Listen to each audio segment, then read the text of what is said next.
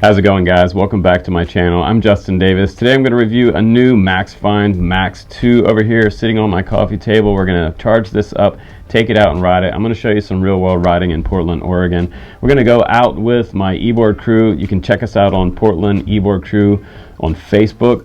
Link up with us and come ride with us every Friday night during the summer and the warmer months. This is kind of like an alternative to a boosted mini. It's around $479 retail price on the Maxfind Skateboards website. Dual brushless inline motors in the back, around a 23 mile per hour max speed, and around a 16-mile range. So for that price, under $500, it's not a bad board. I like that I can just pick this up and walk into any store without a lot of problems with having a super big board. So really nice and portable, and it's super surfy on the street. So let's take it out. We'll do a little 360 video riding with the Portland e-board group, and I'll show you some GoPro footage as well. We'll come back in and I'll give you my final thoughts on how this board rides, and honestly whether you should buy it or not. So let's go ahead and do some riding. Here we go. All right, let's go ahead and do some testing. The first couple days, I was just honestly getting used to the length and the way the tail sits on the back of the board and finding that sweet spot on the board. Also testing out different modes. It has 2 speed modes on here, 1 and 2, high and low. Low seems to be a little bit slow on the sidewalk if you're going close to people. Sometimes you're not allowed to ride on the sidewalk, so keep that in mind, check your local laws. But mode 2 was where I really stepped it up and I was able to keep up with the guys on the board ride. Now you also want to watch out when you're riding for railroad tracks. You can really mess up on railroad tracks and get pitched off the board, and that's with any e-board.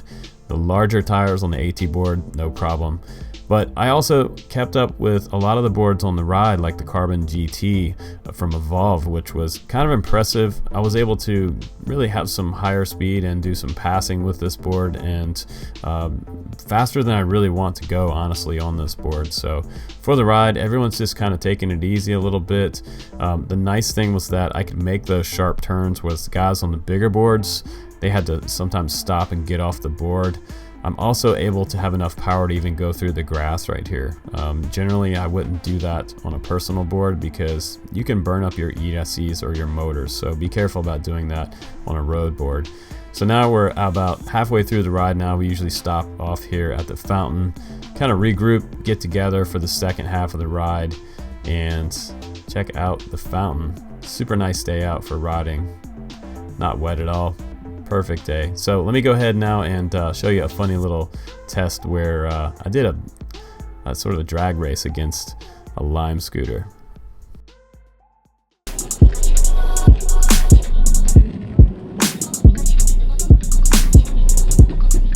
All right, yo, so name's Speedy Hutch. What's up? I'm from the Hilt.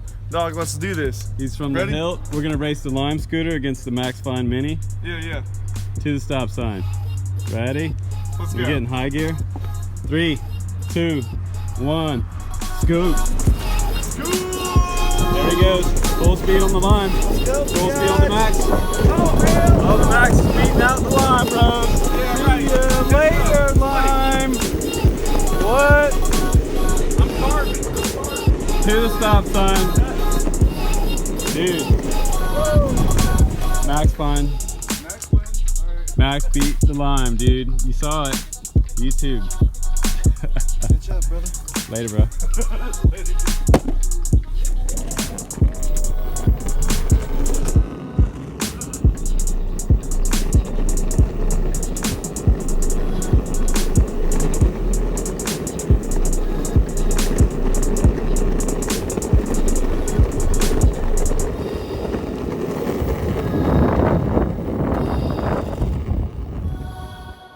Alright guys, welcome back from the skate test. So let's talk about this board, who it's for.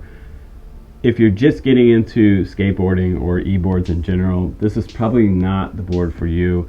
I would say this is more for intermediate to advanced riders, mainly because it is shorter, but the cool thing about it is that it's not too short like some of the other boards I've had. The smaller ones than this get super unstable because what happens is it moves your feet in and your stance becomes tighter. If you hit a crack or something, you're gonna fly swatter more easily on the pavement. But the nice thing about this deck is that it is long enough that you still have kind of a short board, but your foot stance is wide enough that you're not going to pitch over when you hit the cracks and bumps at high speeds. So the smaller boards than this are actually quite a bit dangerous. So I think they got the deck size right while still keeping the board small. Now the next thing is that it has a pintail back here, and then traditionally in surfboards, if you have a pintail, any other type of tail on a surfboard, there is a sweet spot in the back of the surfboard. The same thing on a skateboard. When you find that center of gravity back here and you move your weight back beyond it just a little bit, it opens up the front of the board a lot and it becomes a lot more surfy feel. So I could even tic-tac this board like an old school skateboard, which is kind of crazy. So if I'm making a really tight turn, I can step on the tail and kind of bring the front of the board around and make a really tight turn. Otherwise, if you're on a longboard, you're not going to be able to do it. You have to step off the board and reposition the board and take off again. So it's nice that you can make tight turns with this board. Also, the durability factor, it surprised me that this board could take a curb hit, because in the front, the nose is really narrow, and I thought I nailed a curb with this at almost about half throttle. And all it did was kind of scratch up the front. I thought it was going to have a broken nose because of how thin the design is right here. And on the tail, same thing. It's super thin back here, but it took 2 hits to a curb and came back in one piece. So I'm impressed with whatever material this is that they use. It's ultra durable. Now the next thing that I thought was a little bit kind of strange was there's not actually grip tape on here.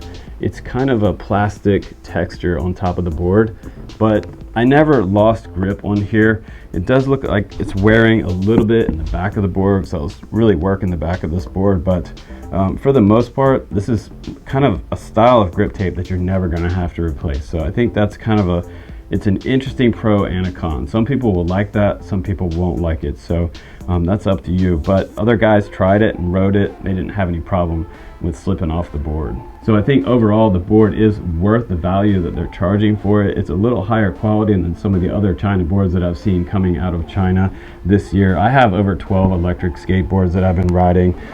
Over half of them are from China. So I've tested a lot of these boards, and this one does seem to be a bit higher on the bar. So you can trust the quality, and you can contact the company pretty easily on their website. So if you have any issues or problems, you can get with them. The other nice thing about this board is the fact that they do have a serial number on each board. So you can go back to the manufacturer and pull up your board if you need to. But other than that, I think it's a pretty fun riding board.